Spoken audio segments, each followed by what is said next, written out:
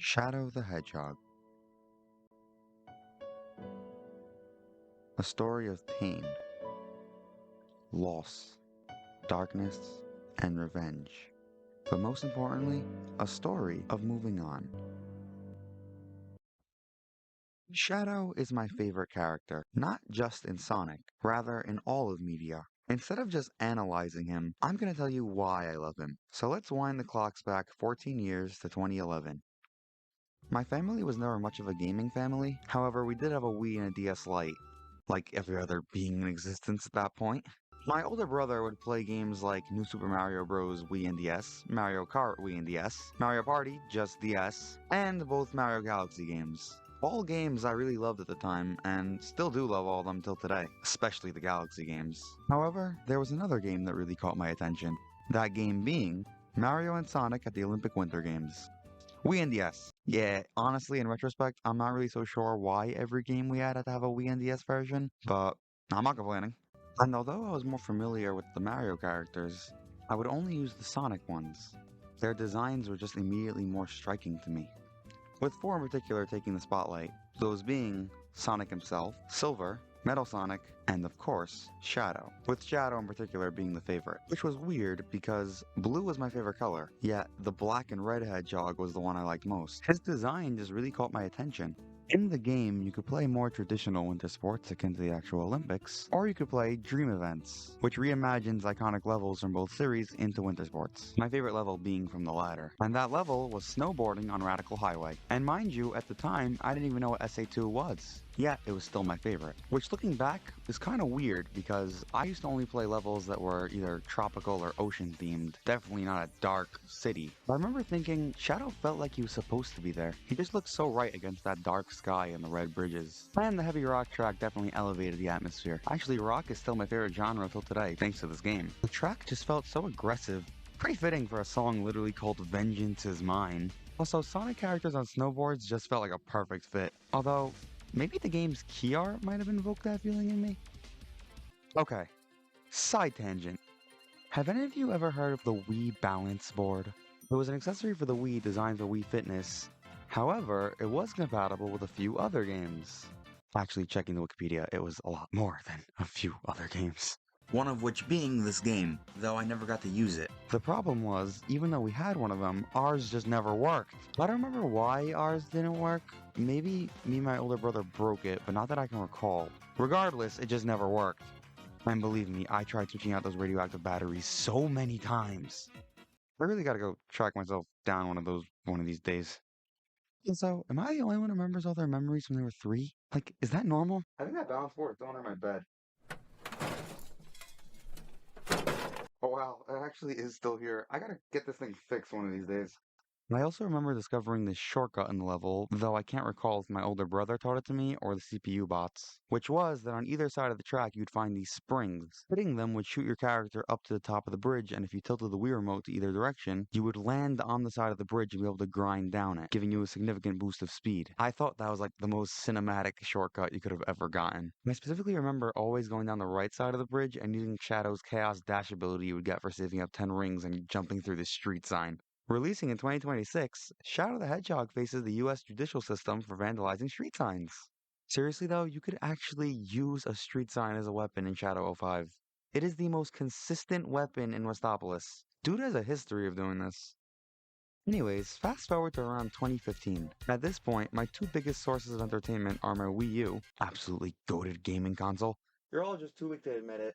And YouTube Kids. I used to put into the search bar Sonic full episodes and get results like the 90s cartoons, Sonic Sat AM and Adventures of Sonic the Hedgehog, both series I would love and end up watching in full, and Sonic Boom, and one more show. That one I'll mention a little bit later. I also recall searching Sonic Full Movie, the results of that being cutscene compilations from both 06 and Unleashed, both of which I would think as weird fan projects. And can you really blame me? The 06 one had Princess Peach's third cousin on fire, a recolored Shadow, and no Sonic.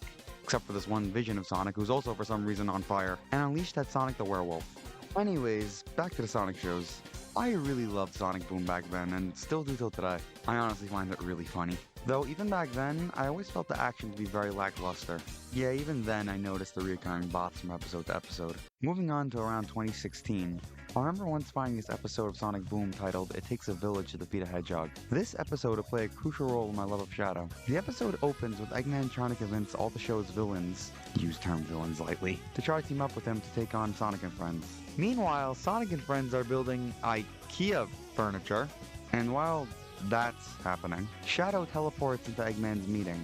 Shenanigans ensue, and then Shadow leaves, with Shadow just not being impressed with Eggman, despite the fact he sent Cubot to get more cheese from the store.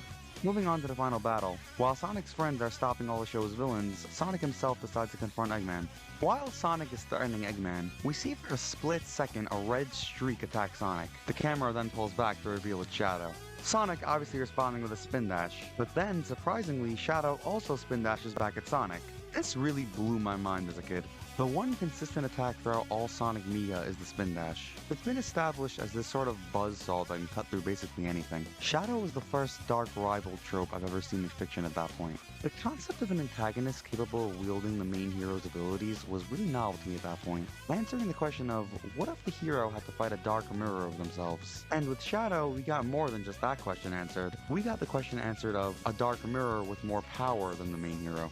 Also, Shadow won the fight with Sonic. The villain defeated the hero. The show doesn't hide this. Shadow really won the battle, if not for Eggman's selfie.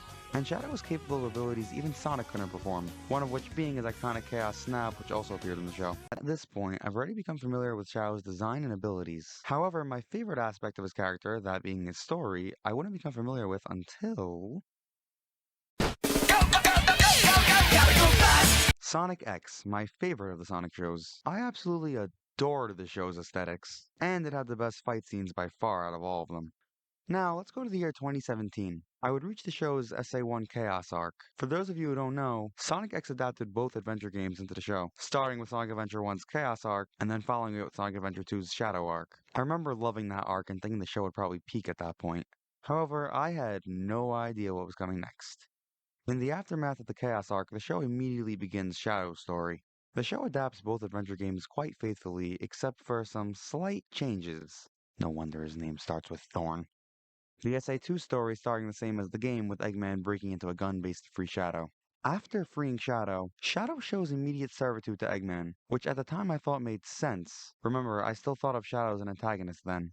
The show also shows you a lot more of Shadow's past, referring to him being locked in the capsule for at least 50 years. And the show establishes a lot more of Shadow's lore by referring to him as a creation of Gerald Robotnik and the Ultimate Life Form. And the show doesn't shy away from showing you this ultimate power, with it introducing to me a lot of Shadow's signature chaos abilities, further establishing Shadow's far more powerful than Sonic, and their first encounter definitely shows that. Those chaos abilities being Chaos Spear, Chaos Blast, and Chaos Control, both the warping and the time-stopping later in the Meta-X saga. Unsurprisingly, I loved all of this. I also love the fact that Shadow skates as opposed to Sonic's running. It really sets him apart from the other characters. Also, does Shadow need his skates to go fast? A little bit after his introduction, we could see him fleeing from stealing the Green Chaos Emerald at what looks like somewhat near Sonic's speed. And he's not using the skates here. I mean, he's definitely not going at Sonic's top speed, but he doesn't have to in this scene. Also, right before this moment, we could see him dodging projectiles from the gunbots, and he's clearly moving at Sonic's speed here, and he's not using the skates here either. I know recently in the Sonic Twitter takeovers they established that he needs the shoes. However, I always thought he probably could run at Sonic speed, but uses the air shoes because it's just a more efficient way of saving energy. After all, that is the purpose of the inhibitor rings. I mean, he is called the Ultimate Life Form. He surpasses Sonic in all other categories, so is it really a stretch to think he can move at the same speed?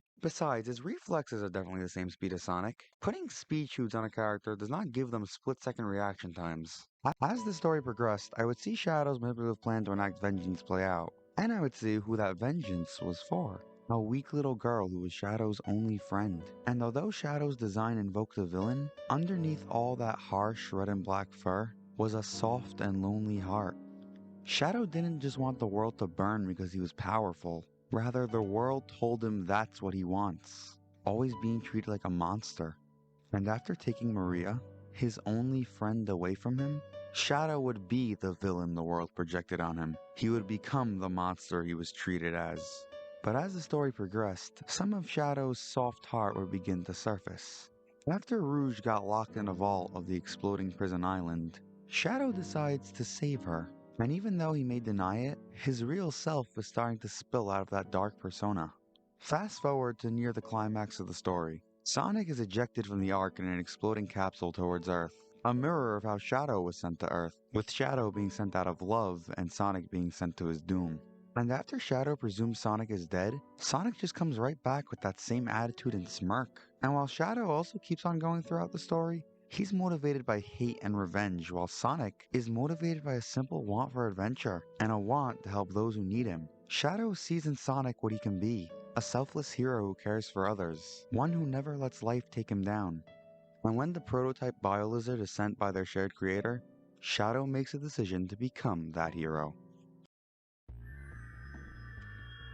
The Biolizard and Gerald act as reflections of who Shadow has been. The Biolizard being raw chaotic power being fueled by blind rage, and Gerald representing the once good heart becoming a stone-cold maniac who wants the world to burn. All because he just can't move on from his past. He can't let it go. Shadow first deals with the Biolizard representing the blind rage and power, proving why he's the final design. And after defeating the Biolizard, Shadow has to let go of his past. And when he does, his true form finally shows itself.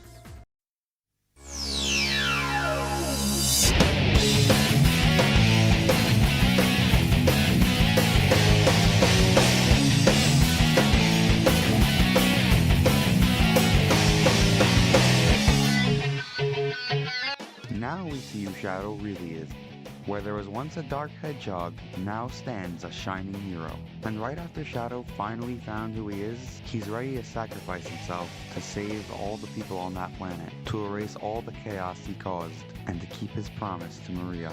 Shadow uses all his energy to stop the Ark, and as he falls back down to Earth, his voice is calm as he says, "Maria, this is what you wanted, right? This is my promise I made to you."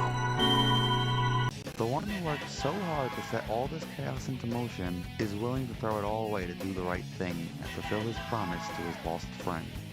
And that is why I love Shadow the Hedgehog.